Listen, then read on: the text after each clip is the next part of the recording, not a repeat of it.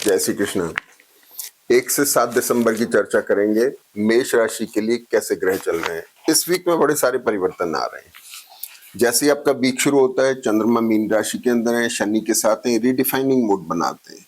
और जो गुरु से दृष्ट है, तो चंद्रमा और शनि दोनों बड़े एक्सप्लोरिंग है। बहुत इंपॉर्टेंट डिसीजन, मतलब बहुत बड़ी पुनः एक तरह से इसको पुनर्विचार चल रहा है हर चीज के ऊपर, खासतौर पे प्रॉपर्टी को लेकर के, प्रोफेशन को लेकर के। ये बड़ा इंपॉर्टेंट टाइम है। जैसे वीक की शुरुआत होती है, हम देखेंगे कि शुक्र आपके नीच नवांश में है। ये 4 दिसंबर तक रहेंगे। तो शुक्र का नीच नवांश में होना, अस्त होना, कफ, कोल्ड और टूथ प्रॉब्लम को बता रहा है। तो इसलिए अपने को थोड़ा ध्यान रखने की जरूरत है। मेष राशि के लॉर्ड मंगल आपके वृश्चिक राशि के अंदर हैं, तो ये थोड़ा सा ध्यान रखने की जरूरत है। लग्नेश और सप्तमेश अष्टम में चले गए और सूर्य के साथ में सूर्य मंगल का कॉम्बिनेशन थोड़ा एग्रेसिव है, लेकिन मंगल अस्त है। यहाँ पे पेट से संबंधित परेशानियों के लिए मैं बार बार कहता रहा हूं, उसके लिए ध्यान रखना है।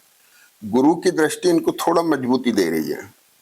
अब सबसे बड़ी चीज क्या है कि इस वीक के अंदर शुक्र 1 से 4 तारीख को नीच नवांश में है और सूर्य 27 नवंबर से 4 दिसंबर तक वर्गोत्तम में है।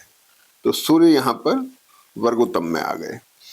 सूर्य आपके 5th लॉर्ड हो गए। पंचम का लॉर्ड होने का मतलब सोच विचार अच्छी, लेकिन एग्रेसिव नहीं होना है, बैलेंस माइंड है। जो पंचम भाव का लॉर्ड अगर आपको स्ट्रेंथ दे रहा है यहाँ पर, तो आपको एग्रेसिव नहीं होना मंगल के साथ की वजह से, बल्कि बहुत समझदारी से निर्णय लेना है।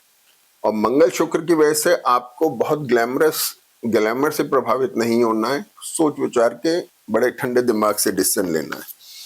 प्रॉपर्टी को लेके इन्वेस्टमेंट दिखाई दे रहा है, प्रोफेशन को लेके चेंज दिखाई दे रहा है।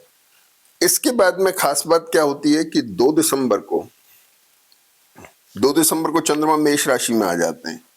अब चंद्रमा मेष राशि में आ गए, यहां चंद्रमा आ गए, इधर चंद्रमा मेष राशि में आए और 2 दिसंबर को राहु मीन नवांश में आ जाते हैं। ये एक बड़ा अच्छा साइन है। मीन नवांश में आने से राहु के जो मेष नवांश का एक विम्सिकल और एक अनसर्टेन, एक थोड़ा सा मिनिमाइज कैरेक्टर जो था वो खत्म हो रहा है। मेष राशि के राहु ने बड़े तकलीफ दी है। कॉन्स्पायरेसी का भी कारक होता है, दबाव में भी काम करवाता है। ये ऐसे बहुत सारी नेगेटिविटीज जो अब खत्म हो रही हैं और मीन नवांश में राहु चले गए। तो ये बहुत अच्छा साइन है इस वीक के अंदर कि राहु थोड़ा अपने को रिलीफ दे रहे हैं। और 2 तारीख से शुक्र का एक थोड़ा सा मैंने ट्रांजिट लिखा है कि चंद्रमा जो है 3 तारीख को भरणी नक्षत्र में है। तो चंद्रमा जब भरणी नक्षत्र में होते हैं तो विम्सिकल होते हैं। इस समय डिसीजन लेना टालना चाहिए, क्योंकि शुक्र ऑलरेडी नीच नवांश में है, इसलिए थोड़ा ध्यान रखने की जरूरत है। इसके बाद चंद्रमा 3-4 तारीख के बाद आप निर्णय ले सकते हैं। 4 तारीख को चंद्रमा वृषभ राशि में आ रहे हैं। वृषभ राशि में चंद्रमा उच्च के होते हैं। सारे ग्रहों की दृष्टि चंद्रमा पर है और बुध भी यहाँ पर बदल जा रहे हैं। नहीं, इसके ऊपर शनि की दृष्टि है, मंगल शुक्र और सूर्य की दृष्टि है। तो ये बड़ा एक कॉम्बिनेशन एक्सप्लोरिंग हो गया। चंद्रमा यहाँ बहुत अच्छे, तो वृषभ के चंद्रमा आपको बहुत अच्छे रिजल्ट दे रहे हैं। आपके प्रॉपर्टीज को लेके, सोच विचार को लेकर के, प्रोफेशन को लेकर के, आपके एसेट को लेकर के, लाइफ पार्टनर, बिजनेस पार्टनर, इनको लेकर के बड़ा अच्छा कॉम्बिनेशन है। लेकिन डिसएग्रीमेंट दे सकते हैं चंद्रमा शुक्र, तो इस चीज को थोड़ा ध्यान रखने की जरूरत है। इसके लिए बचें थोड़ा सा। और चंद्रमा वृषभ राशि में है। इसके बाद में 4 तारीख को चंद्रमा रोहिणी नक्षत्र में आते हैं दिन में 2:30-3 बजे से, और शुक्र का भी नवांश बदल के बेटर हो रहा है। तो थोड़ी पोजीशन अब बेटर हो रही है, मतलब जैसे जैसे हम वीकेंड की तरफ जा रहे हैं चीजें और बेटर होती दिखाई दे रही हैं। चंद्रमा रोहिणी नक्षत्र के जब आते हैं तो चंद्रमा अपने नक्षत्र में, इनके नक्षत्र बुध और शनि के हैं, तो ये रिडिफाइनिंग मोड में दोबारा से बनता है। लेकिन आपको विशेष तौर से कंधे का दर्द, पैर की तकलीफ या किसी प्रकार की इंजरी होने का विशेष ध्यान रखना है। ट्रैवल हो जाती है तो बहुत अच्छी बात है, इन चीजों का ध्यान रखना है। और प्रोफेशनल पार्ट पर विशेष तौर पे ध्यान रखना है। पैसे की आवक हो सकती है, लेकिन जानने की भी संभावना है, वो प्रॉपर्टीज को लेकर के है।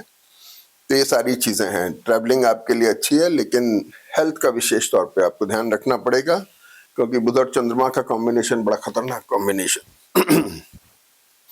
अब सबसे इंपॉर्टेंट चीज क्या है कि 5 तारीख को गुरु मिथुन राशि में आ रहे हैं। तो अब यहां से मिथुन आ गए, मिथुन में आ जाएंगे भाग्य पर दृष्टि होगी, दोबारा से गुरु अपनी पोजीशन पे आ रहे हैं, अभी वक्री हैं फिर मार्गी होंगे, तो ये आपके भाग्य पर दृष्टि कर रहे हैं और भाग्य को बढ़ा रहे हैं।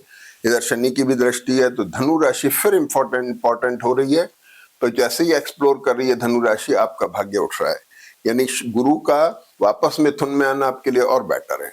हालांकि कर्क का भी गुरु अच्छा था, जो शनि पर दृष्टि था, शनि की भी दृष्टि इस पर थी, तो ये भी एक अच्छी प्लैनेटरी पोजीशन थी। लेकिन गुरु की सीधी दृष्टि आपको धार्मिक कार्य में भी प्रवृत्त करेगी, तीर्थ यात्रा भी करा सकती है और आपके लिए अच्छी है। और इसके बाद चंद्रमा मिथुन राशि में चलेंगे।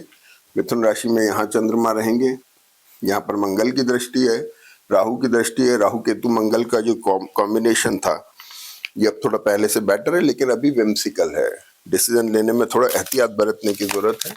राहु शुक्र के नक्षत्र थोड़ा सा कभी कभी विम्सिकल कैरेक्टर लाते हैं।